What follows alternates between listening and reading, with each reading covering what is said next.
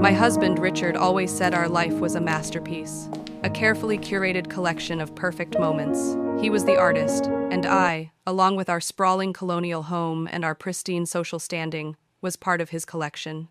We had been married for 12 years, a union that the society pages had once called the event of the season. He, the scion of an old money family with a portfolio as robust as his ego, and I, the quiet, respectable woman from a good but not great family, deemed a suitable match to produce heirs and host galas.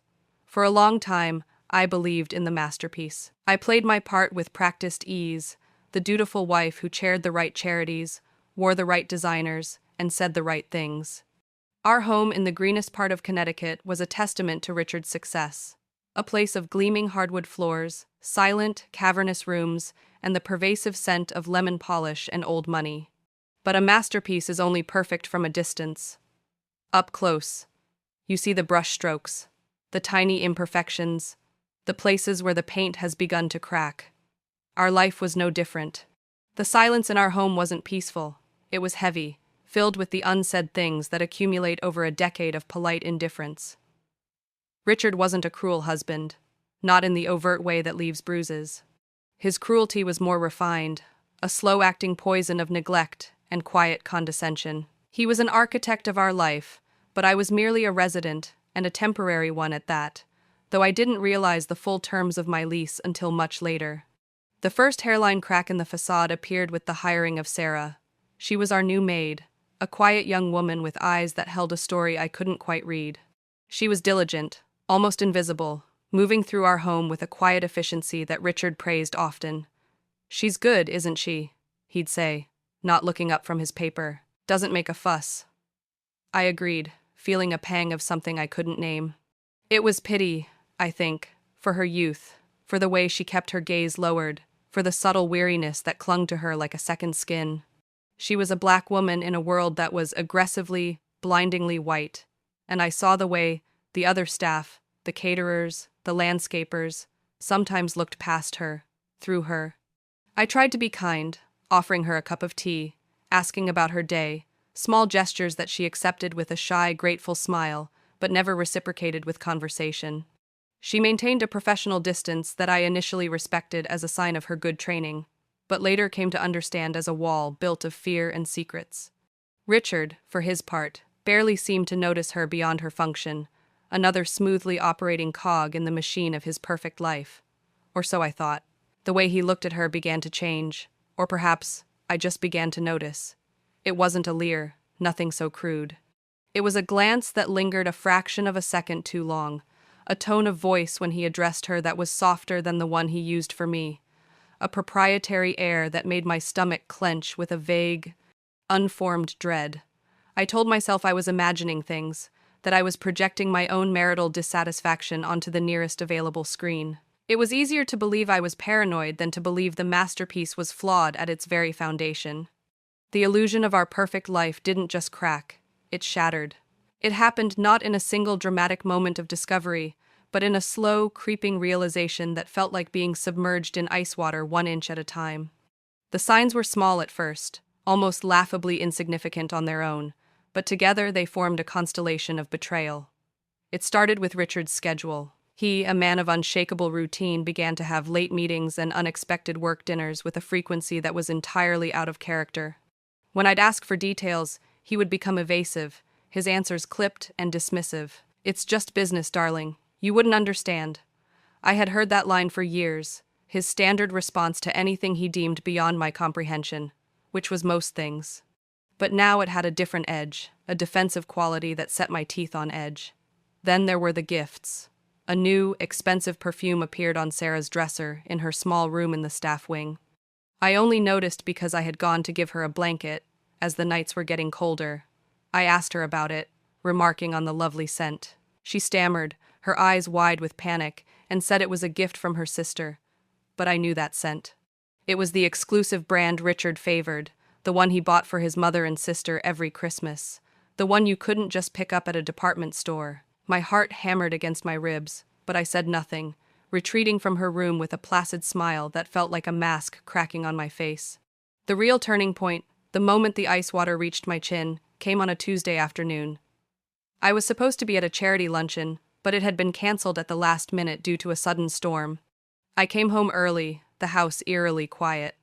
I walked into the kitchen to make myself some tea and heard noises from the utility closet, the large one where we kept the spare cleaning supplies. It was a muffled sound, a sob, followed by a low, urgent murmur.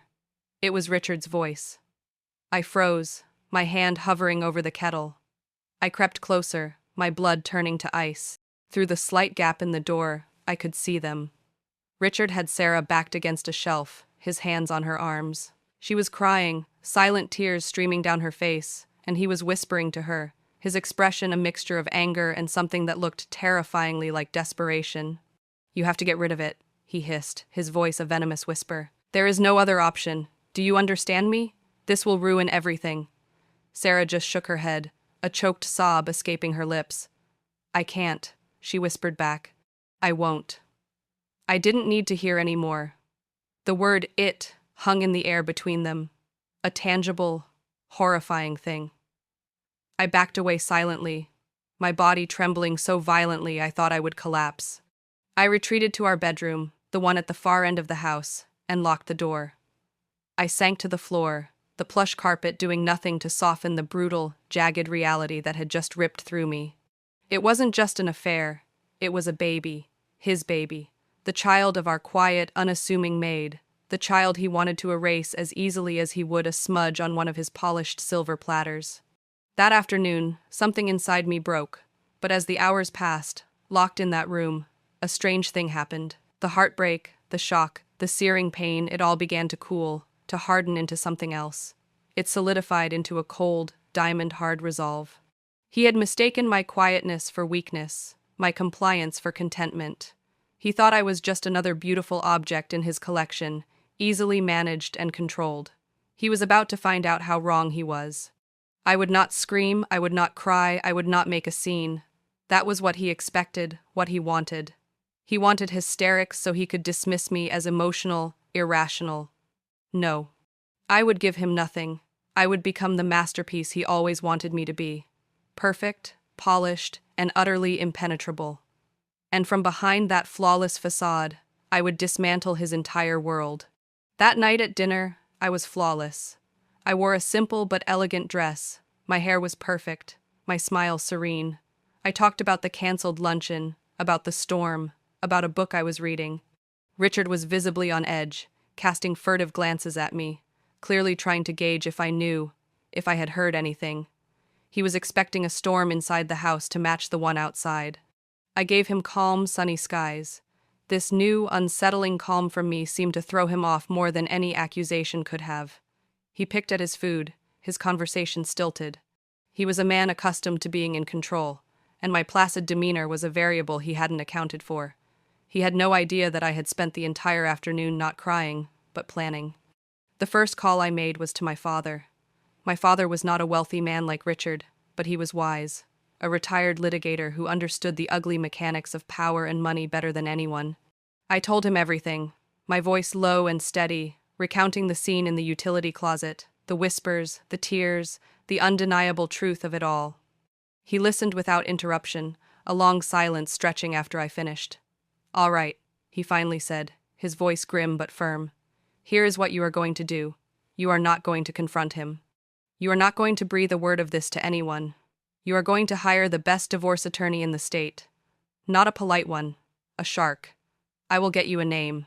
He was right.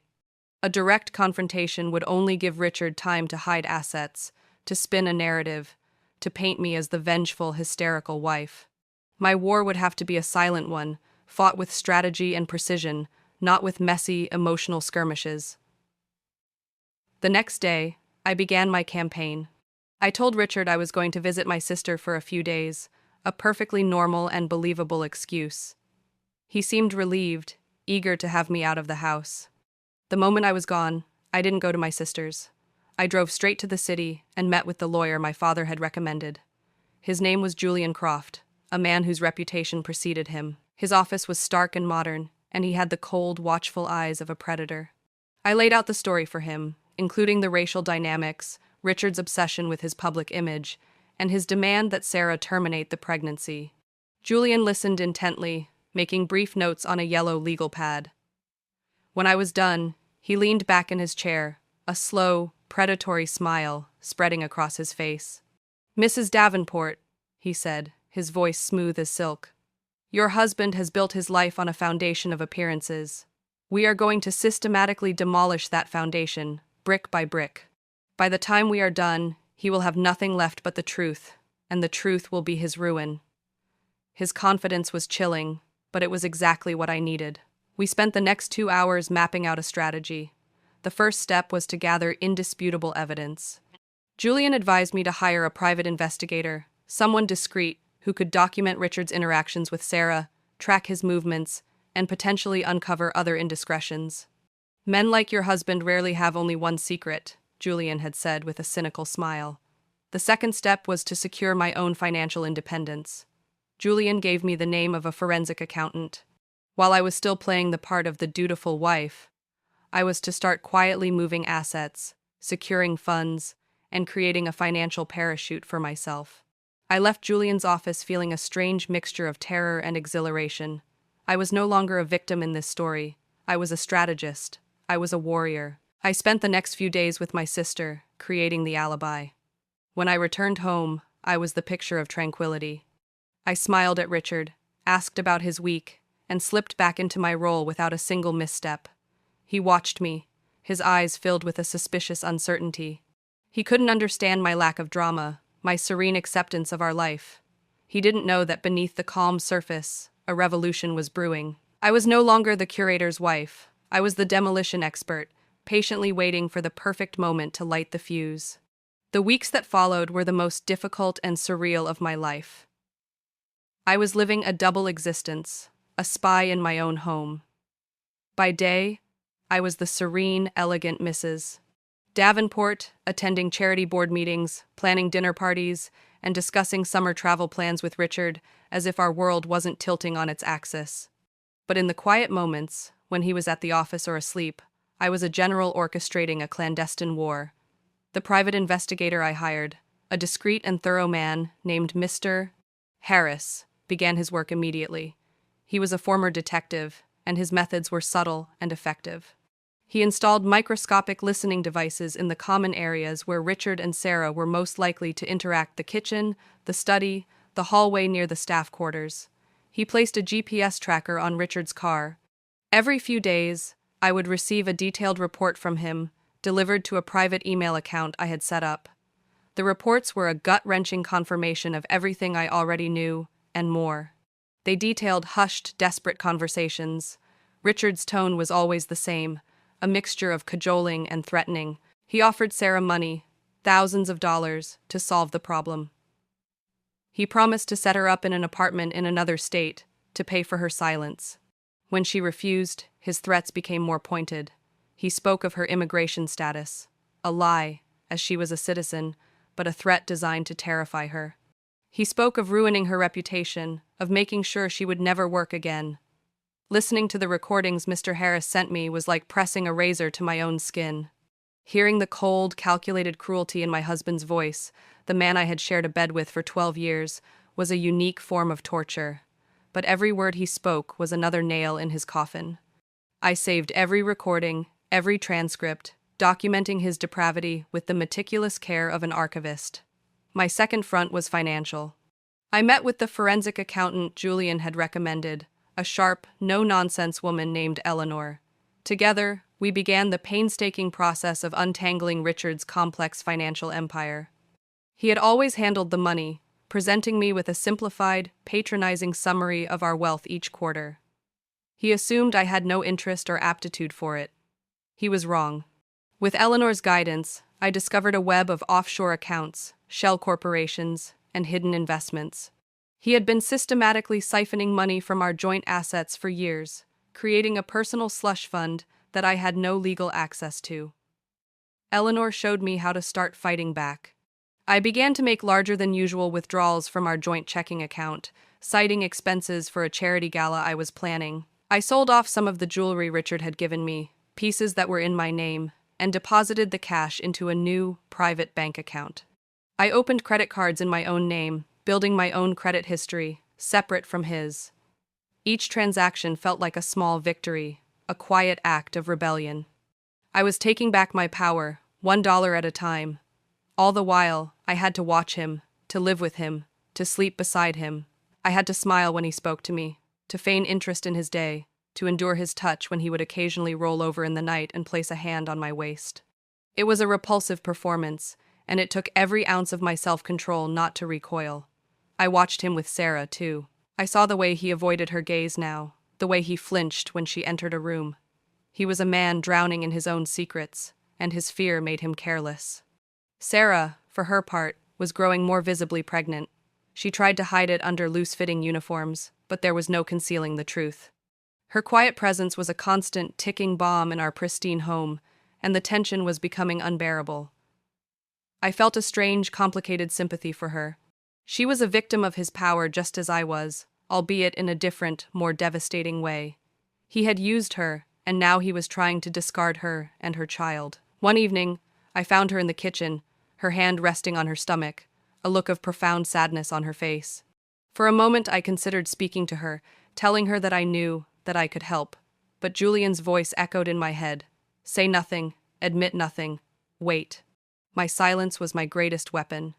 And so I turned and walked away, leaving her alone with her secret, which was also my secret, and the key to my eventual freedom. The tension in the house grew thicker with each passing day, becoming a palpable, suffocating presence. Sarah's pregnancy was now undeniable, her belly swelling beneath her uniform, a silent, growing testament to Richard's betrayal. The staff, who were trained to see nothing and say less, began to whisper. I could feel their curious, pitying glances on my back as I walked through the halls. They undoubtedly thought I was a fool, the blind, oblivious wife. I let them think it. My ignorance was my shield, the camouflage that allowed me to continue my work undetected. Richard's behavior became increasingly erratic. The confident, controlled man I had known was replaced by a paranoid, irritable stranger. He snapped at the staff over minor infractions, paced the length of his study for hours on end, and drank far more than usual. He was a man coming undone, unraveling thread by thread under the weight of his own deceit. He tried to fire Sarah. He called her into his study one afternoon, and thanks to Mr. Harris's discreetly placed devices, I have a perfect recording of the entire exchange. He told her her services were no longer required. He tried to frame it as a simple staff reduction, but his voice trembled with desperation. He offered her a ridiculously generous severance package, contingent on her signing a non-disclosure agreement that was pages long. It was a clumsy, transparent attempt to buy her silence and banish her from his life. But Sarah, who I had underestimated as timid and easily cowed, found a strength I had never seen. She refused. I'm not signing anything, Mr. Davenport, she said, her voice quiet but firm. And you can't fire me. Not for this reason. She had clearly sought legal advice of her own. The knowledge that she was fighting back, that she wasn't just a passive victim, filled me with a fierce, unexpected pride. She had her own war to wage, and she was not going down without a fight. Richard was stunned into silence. He had expected tears, pleading. He had not expected defiance. The failed attempt to fire her sent him into a spiral. He became obsessed with the idea of a DNA test. He brought it up to her in hushed, angry tones, demanding she agree to one the moment the child was born. We need to prove it's not mine, he'd hiss, a statement so absurdly false it was almost comical. It wasn't about proving anything to her. It was about creating a narrative for the outside world. He was already rehearsing his lines, preparing his defense for a trial that had not yet begun. He was so consumed by his own lies that he was starting to believe them. Meanwhile, my own preparations continued at a steady, relentless pace. The forensic accountant, Eleanor, had uncovered a treasure trove of financial malfeasance. Richard had been using a shell corporation registered in the Cayman Islands to purchase art and other assets, keeping them completely off our official balance sheets. It was his escape fund, his secret kingdom built with money that was legally half mine. Eleanor and Julian were ecstatic. This isn't just grounds for a favorable settlement, Julian had explained to me over the phone, his voice buzzing with excitement. This is fraud. We can use this as leverage to get you everything. I also took a significant step to protect myself physically and emotionally. I found a small, furnished apartment in the city, rented under my maiden name. I began to quietly move things there, personal documents, some clothes, sentimental items from my childhood that had no connection to Richard. It was my sanctuary, my war room, a place where I could breathe without the suffocating presence of his lies. It was my escape route. I knew the final confrontation was coming soon. Sarah was due in a matter of weeks. The birth of her child would be the catalyst, the event that would force all the secrets out into the open. I had to be ready. I felt a strange sense of calm, the kind that comes when you have a clear purpose. I was no longer just reacting to his betrayal, I was in control. I had the evidence, I had the strategy, and I had the will to see it through. He thought he was the master of our universe, the artist who could paint over any imperfection. He was about to learn that some stains don't come out. Some truths, once exposed to the light, burn everything down. The day Sarah went into labor, the house seemed to hold its breath. It happened on a Thursday morning. She was polishing silver in the dining room when her water broke. It was our longtime housekeeper, Maria, who found her, pale and frightened, and who, with a calm competence that I was eternally grateful for, helped her into a car and drove her to the hospital. Richard was at his office in the city. Maria called me immediately, her voice low and worried. "She is on her way to St. Catherine's," she said. "The baby is coming." I thanked her, my own heart beginning to beat a frantic rhythm. This was it. The fuse had been lit. I called Richard's office, my voice a perfect imitation of the concerned, slightly flustered wife. "Richard, darling," I said, when his secretary put me through. "It's Sarah. She's gone into labor. Maria has taken her to the hospital." There was a dead silence on the other end of the line. I could almost hear the gears in his mind grinding, the panic rising in his throat. "Right," he finally choked out. "Well, keep me informed." He sounded distant, detached, as if I were reporting on a minor household repair. But I knew better. I knew he was terrified. He was trapped in his office, miles away, while the living, breathing proof of his lies was about to enter the world. I spent the rest of the day in a state of suspended animation, waiting. I didn't go to the hospital. It wasn't my place. But my thoughts were there, with Sarah. I found myself hoping, with a sincerity that surprised me, that she and the baby were healthy. My fight was with Richard, not with her or her innocent child. Late that evening, Maria called again. "It's a boy," she said, her voice soft with emotion. "He is small, but he is healthy. Sarah is tired, but she is okay." A wave of relief washed over me. "And does he?" I trailed off, not sure how to phrase the question. Maria understood. "He looks just like his father," she said quietly. The confirmation settled in my bones, a cold, hard fact. The next morning, Richard's panic had metastasized into a bizarre, theatrical denial. He came down to breakfast, dressed in his finest suit, his face a mask of resolute indifference. He announced that he had a full day of meetings and would be home late. He made no mention of Sarah or the baby. It was a breathtaking display of avoidance, a psychological fortress built to withstand the truth. But the walls were already crumbling. Later that day, I received a call from Sarah's lawyer, a woman from a legal aid society who was clearly determined to fight for her client. She informed me, in formal, precise terms, that she would be filing a paternity suit against my husband. She had already requested a court-ordered DNA test. The news was expected, but it still sent a jolt through me. The official, legal battle had begun. Richard's response was predictable and pathetic. When he was served with the legal notice, he exploded. Not at me, not yet, but at the world. I received a frantic call from his secretary, who told me he had swept everything off his desk in a fit of rage, shattering a framed photo of us. He was unraveling, and he was doing it publicly. He came home that night, his face flushed, his eyes wild. He found me in the living room, calmly reading a book. "Can you believe the audacity?" He spat, waving the legal papers in his hand. "This woman, this girl, is trying to extort me. She's claiming this child is mine." It's a classic shakedown. He was performing for me, testing the waters, trying to recruit me to his side of the delusion. I simply raised an eyebrow. "Well, that is a serious accusation," I said, my voice even. "What are you going to do?" "I'm going to fight it, of course," he declared, puffing out his chest. "I'll take a DNA test. I'll prove this is all a lie. I'll ruin her." I looked him directly in the eye, my expression unreadable. "A DNA test," I repeated slowly. "Yes, that seems like the most logical step, to clear your name." I held his gaze, and for the first time, I think he saw something in my eyes that frightened him. It wasn't anger or suspicion. It was certainty. He saw that I was not on his side, that I was not his ally in this lie. I was a spectator, and I was waiting for the show to begin.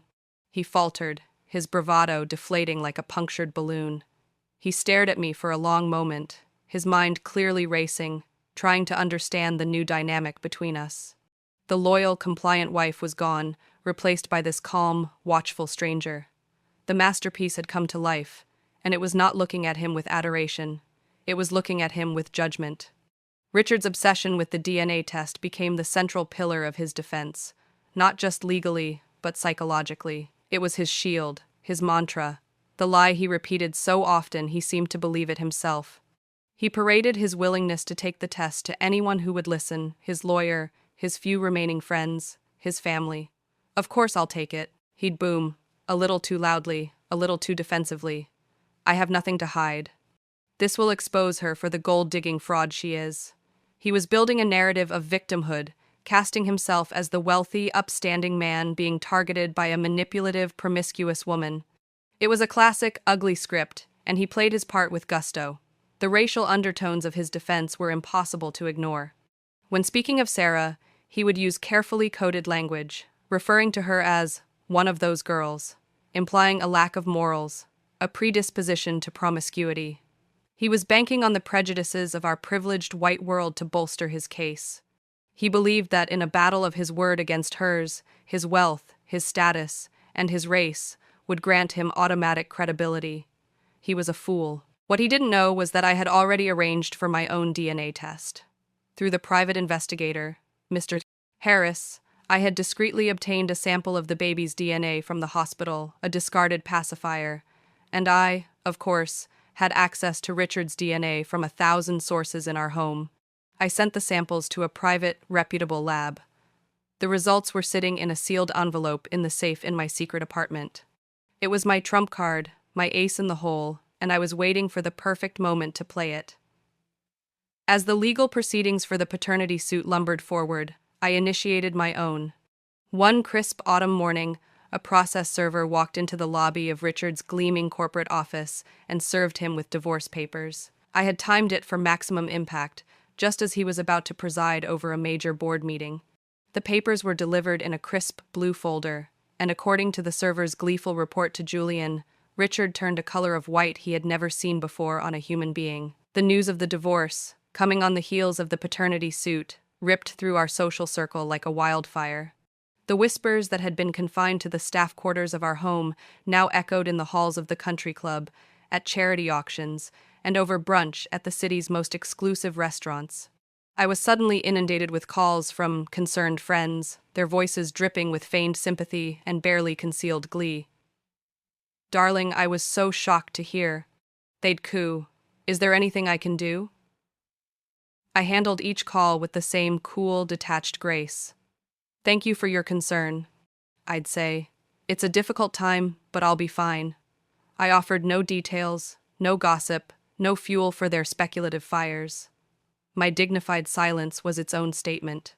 It contrasted sharply with Richard's increasingly frantic and public unraveling. He was fighting a war on two fronts, and he was losing badly. His attempts to paint Sarah as a liar were undermined by his own towering arrogance. His friends and business partners began to distance themselves. Men like Richard thrive on an aura of invincibility. The stench of scandal and messy domestic drama was something they avoided at all costs. Deals began to fall through. Invitations to social events dried up. The masterpiece of his life was covered in the graffiti of his own making. The day of the court-ordered DNA test arrived. Richard strode into the clinic with the swagger of a man about to be vindicated. He was still clinging to the desperate hope that he could somehow manipulate the results, or that by some miracle, the child was not his. He was a man who believed his wealth could bend reality to his will. The results came back 2 weeks later. They were delivered to his lawyer, to Sarah's lawyer, and, of course, to the court.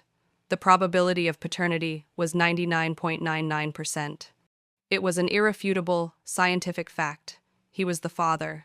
The news broke him, not in a quiet, reflective way, but in a spectacular, explosive implosion. He didn't call me. He didn't release a statement. Instead, he got drunk. He went to the country club, the one his father had helped found, and made a scene. He shouted at the bartender, insulted a fellow member, and was eventually asked to leave. It was a humiliating public spectacle, the final pathetic act of a man who had lost all control. The masterpiece was not just cracked, it was in ruins. And I had been the one to swing the sledgehammer, not with screams and accusations, but with silence, strategy, and the simple, undeniable power of the truth. The official DNA results acted as an accelerant on the already raging fire of Richard's self-destruction. The 99.99% certainty of his paternity was not just a legal finding, it was a social and professional death sentence. His carefully constructed narrative of being the wronged party, the victim of a devious extortion plot, evaporated overnight. He was exposed for what he was, a liar, an adulterer, and a coward who had tried to deny his own child. His name, once a symbol of power and prestige in our community, became synonymous with scandal. The fallout was swift and brutal. The board of the company where he was CEO, a position he had inherited, not earned, called an emergency meeting. They were deeply conservative, image-obsessed men who valued discretion above all else. Richard's very public and very messy personal life was now a liability to the company's brand. They asked for his resignation. He refused, clinging to his position with the desperation of a drowning man. So, they fired him. The press release was cold and clinical, citing personal conduct inconsistent with the values of the corporation. The humiliation was absolute. His own company, his birthright, had cast him out. Our mutual friends, who had been keeping a tentative distance, now severed ties completely. They were social creatures who traveled in packs, and the pack had decided Richard was a predator who had fouled his own nest. My phone, which had been ringing with calls of feigned sympathy for me, now fell silent. No one wanted to be seen as taking a side, which was, in itself, taking a side. They had abandoned him. I watched all of this from the quiet sanctuary of my new apartment, a spectator to the demolition I had set in motion. Julian and Mr. Harris kept me updated on every development. Richard had been forced to move out of our home, which was legally mine to occupy until the divorce was finalized. He was staying in a sterile corporate apartment downtown, a place devoid of the history and grandeur he so cherished. He was a king without a kingdom, and he was rattling the bars of his own cage. The divorce proceedings became my primary focus. With the confirmation of his adultery, his paternity of a child outside our marriage, and the evidence of financial fraud that Eleanor had uncovered, we had him completely cornered. Julian was merciless in his negotiations. He didn't just want a settlement, he wanted unconditional surrender. Richard's initial response, through his increasingly beleaguered lawyer, was to fight. He tried to argue that his infidelity should not impact the financial settlement, that the division of assets should follow a standard formula. He was still operating under the delusion that he held some power, some leverage. That was when I decided to play my trump card. Julian arranged a meeting with Richard and his lawyer. He let them bluster and argue for 20 minutes, and then, with a theatrical flourish, he slid a thin manila envelope across the polished mahogany table. "Before we continue," Julian said, his voice dangerously soft, "I believe you should review this." In the envelope were two things. The first was the report from the private lab, confirming the results of the secret DNA test I had conducted weeks before the court ordered one. It proved that I had known the truth long before he had been legally exposed. The second was a single, glossy, 8-texton photograph. It was a picture of Richard's signature on the incorporation documents for his offshore shell company, the one he used to hide millions of dollars in assets. It was proof of felony-level tax evasion and fraud. Richard stared at the photo, his face losing all its color. His lawyer picked it up, his own expression turning grim. They both knew what it meant. We weren't just threatening a messy divorce, we were threatening criminal charges. "You have two options," Julian continued, leaning forward. "Option 1, we can take this to a judge. The evidence of your adultery, your attempts to coerce a vulnerable employee, and your extensive financial fraud will all become a matter of public record.